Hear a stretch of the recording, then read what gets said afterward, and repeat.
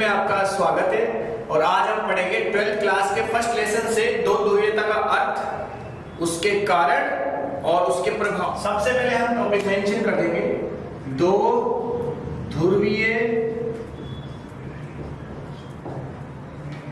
ध्रुवीयता का अर्थ, कारण और प्रभाव। बच्चों, दो ध्रुवीयता के अर्थ को जानने के लिए हमें सबसे पहले इसके पीछे जाना पड़ेगा, इसकी बैक स्टोरी जाननी पड़ेगी कि ये अस्तित्व में क्यों आई थी। दो ध्रुवीयता का संबंध कहां से है? बच्चों, 1939 से 1945 तक द्वितीय विश्व युद्ध चला था। बच्चों, जब द्वितीय विश्व युद्ध 1945 में समाप्त हुआ, इसको समाप्त होने के साथ ही युद्ध में संलग्न देश आर्थिक तंगी के शिकार हुए और वो अपना पृथक डेवलपमेंट करने के उद्देश्य से, अपनी आर्थिक स्थिति सुधारने के उद्देश्य से अलग अलग हो गए। लेकिन दो देश ऐसे थे जिनके पास आज भी इतने संसाधन थे कि वो दुनिया पर राज कर सकते थे। ऐसे दो देश कौन से थे? एक अमेरिका, एक सोवियत संघ। ये दोनों देश 1945 के बाद में अपनी अलग स्थिति के लिए जाने जाते और इन दोनों देशों के बीच में एक कंट्रोवर्सी चली, एक ईर्ष्या की संरचना चली, एक ईर्ष्या की बहुत बड़ी स्टेप चली, चैनल चला। उस चैनल को क्या बोलते हैं? शीत युद्ध। इन दोनों के बीच में एक मौखिक वाक युद्ध चला जिसे कहा जाता है शीत युद्ध, और इसे कोल्ड वार भी कहा जाता है, कोल्ड वार। अब सबसे पहले समझने की बात यह है कि इसको शीत युद्ध क्यों बोला जाता था। इसको शीत युद्ध इसलिए बोला जाता था कि इसमें किसी प्रकार का रक्त नहीं हुआ, इसमें किसी प्रकार की जनहानि नहीं हुई, यह केवल मौखिक रूप से युद्ध किया गया था। हालांकि शीत युद्ध के दौरान ऐसा माहौल कई बार क्रिएट हुआ कि थर्ड वर्ल्ड वार की ओर विश्व अग्रसर हो रहा था, लेकिन यूएनओ ने और विश्व के विभिन्न नेताओं ने, बड़े राजनेताओं ने ऐसी स्थिति पैदा नहीं होने दी। इसलिए इसको शीत युद्ध कहा जाता है क्योंकि इसमें अस्त्र शस्त्रों का प्रयोग नहीं हुआ था। इसी शीत युद्ध के दौरान ये दो महाशक्तियां अस्तित्व में थी और इन्हीं दो महाशक्तियों के बीच में शीत युद्ध हुआ था। और इसी परिकल्पना को इतिहासकारों ने, राजवानों ने दो ध्रुव की संख्या दी, दो ध्रुव की संख्या दी, दो ध्रुव। अब सबसे पहले यह आकलन लगाना जरूरी है कि दो ध्रुवी क्यों कहा गया। इसलिए कहा गया कि पॉलिटिकल साइंस के विद्वानों ने इनको डिफाइन इस तरीके से किया कि पूरे विश्व रूपी गगन में, पूरे विश्व रूपी अंबर में दो ही तारे चमक रहे हैं, एक तो अमेरिका और एक सोवियत संघ। और आप अच्छी तरह जानते हो ध्रुव एक तारे का नाम है, उसी के प्रतीक के ऊपर इन्होंने इन दोनों को दो ध्रुव कहा। इन दोनों के बीच में कंट्रोवर्सी चलती रही और कंट्रोवर्सी इतनी भयंकर चली कि विश्व में अराजकता का माहौल फैलने लगा, हिंसा का माहौल फैलने लगा। लेकिन हिंसा भी नहीं हुई और जनहानि भी नहीं हुई, हाँ धनहानि हुई। इनमें आपस में कंट्रोवर्सी हुई, एक दूसरे को नीचा दिखाने के लिए इन्होंने सैन्य गठबंधन बनाए, नाटो, वार्सा, सीएटो, सेंटो, ये सभी इसी समय की उपज है। लेकिन आगे चलते अमेरिका इस कूटनीति में सफल हो गया। अमेरिका की कूटनीति में सफल हो गया और अमेरिका ने सोवियत संघ को कई जगह पे उल्टा पटक दिया, सोवियत संघ को पीछे धकेल दिया और धीरे धीरे सोवियत संघ का अस्तित्व खत्म हो गया। और 25 दिसंबर 1991 को सोवियत संघ का विघटन हो गया। विघटन का मतलब होता है समाप्त होना, बिखरना, खत्म होना। सोवियत संघ नाम का एक गणराज्य अपने अस्तित्व में नहीं रहा और इसके जितने भी गणराज्य थे, बड़े गणराज्य थे, वो अलग अलग देश के रूप में निर्माण हुए। उनमें कुछ नाम है ईरान, सीरिया, रूस, उज्बेकिस्तान, कजाकिस्तान, बेलारूस, यूक्रेन, ये सभी इसी के अंग थे। और वर्तमान में यूक्रेन और रूस जो युद्ध कर रहे हैं वो भी इसी के अंग थे। हाँ, सबका पृथक अस्तित्व है, सब अपने अपनी जगह पे आर्थिक विकास के लिए कटिबद्ध है। अमेरिका ने डिप्लोमेसी के लिए सोवियत संघ को समाप्त कर दिया। सोवियत संघ के अंतिम राष्ट्रपति थे मिखाइल गोर्बाचेव।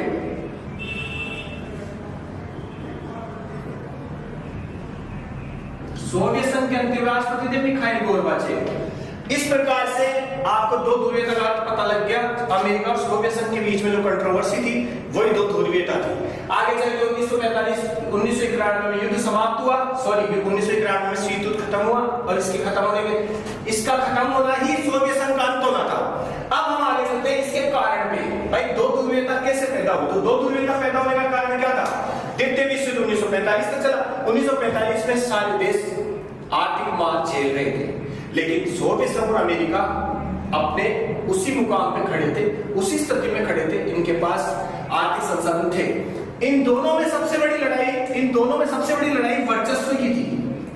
इन दोनों में सबसे बड़ी लड़ाई वर्चस्व की थी और वह वर्चस्व कई रूपों में नजर आता है। पहला था, अब सोवियत संघ प्योरली समाजवादी देश था, सोवियत संघ प्योरली समाजवादी देश था और अमेरिका प्योरली पूंजीवादी देश था।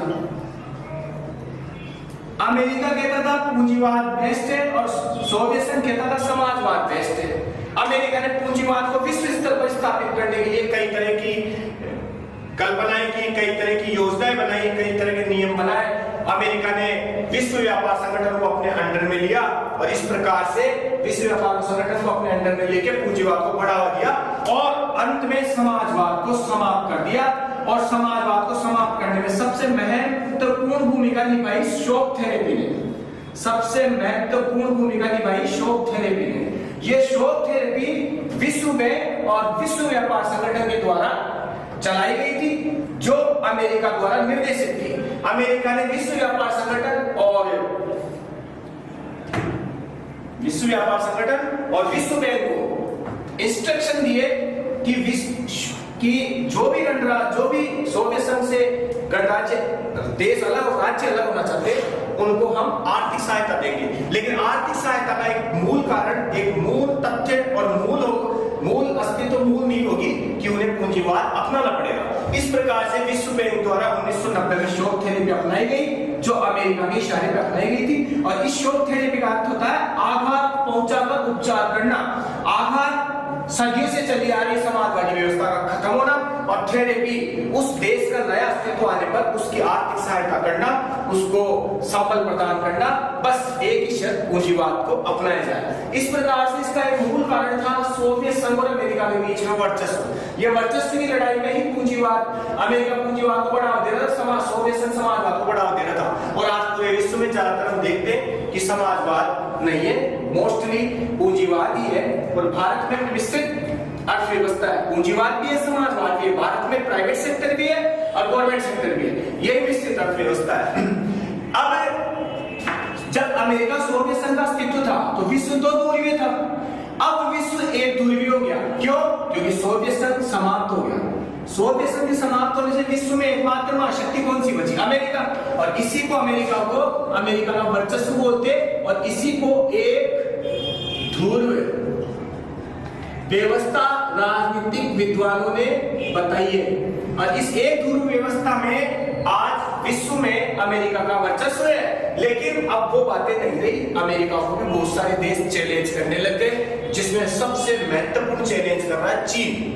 इसके अलावा भारत भी अपनी आर्थिक स्थिति में सुदृढ़ हो रहा है। भारत भी अमेरिका जैसे देशों के मुकाबले आर्थिक स्थिति में खड़ा है, भारत भी आर्थिक संपन्न हो रहा है। इसलिए विश्व को इस समय एक ध्रुवीय कहना जायज नहीं होगा, विश्व को बहुध्रुवीय कह सकते हैं। अब सभी बहुत सारे देश महाशक्ति हो गए, बहुत सारे देशों पर शक्ति हो गई, परमाणु बम भी हो गया, आर्थिक संसाधन भी हो गए, सभी के पास अपने खुद के सोर्स इतने हैं कि वो खुद अपने देश की जनता को खिला भी सकते हैं, चला भी सकते हैं, सब कुछ कर सकते हैं। तो ऐसी व्यवस्था को क्या बोलते हैं? बहुध्रुवीय व्यवस्था, बहुध्रुवीय व्यवस्था।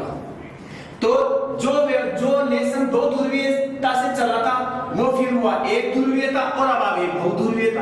बहुध्रुवीयता में क्या है? सभी देशों के पास बराबर की शक्ति है, कोई भी देश कमजोर नहीं है, और सभी देश अपने स्तर पर सैन्य रूप में मजबूत है और आर्थिक रूप में भी मजबूत है।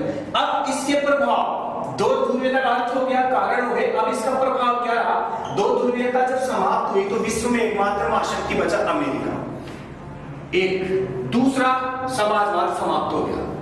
तीसरा, विश्व में नए नए देश उभर कर आए, रूस, Belarus, Ukraine, Georgia, Syria, Uzbekistan, Kazakhstan, Tajikistan. ये सभी देश सोवियत संघ से निकल कर आए।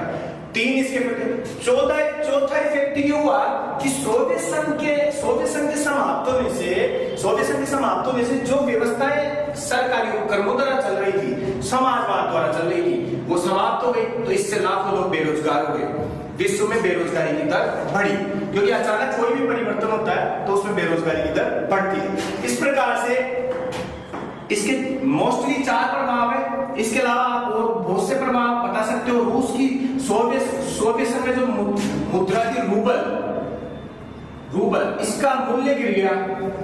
रूबल का मूल्य गिर गया। मुद्रा रूबल डॉलर के मुकाबले कमजोर हो गई और इस प्रकार से सोवियत संघ का विघटन हुआ। रूबल का मूल्य गिर गया और विश्व में डॉलर अच्छी स्थिति में आ गया। ये सारा लेखा जोखा 2 दुर्विधा से प्रारंभ हुआ था। इसके कारण प्रभाव, इसको आप अपने खुद के शब्दों में मेंशन करें और इसको समझने की कोशिश करें। आपके लिए सबसे बेस्ट अपॉर्चुनिटी ये होगी कि इसको स्टेप बाय स्टेप समझें। इसी के साथ हम नेक्स्ट लेसन लेकर आएंगे। तब तक के लिए धन्यवाद। हमारे चैनल को सब्सक्राइब करें, लाइक करें और कमेंट्स करें।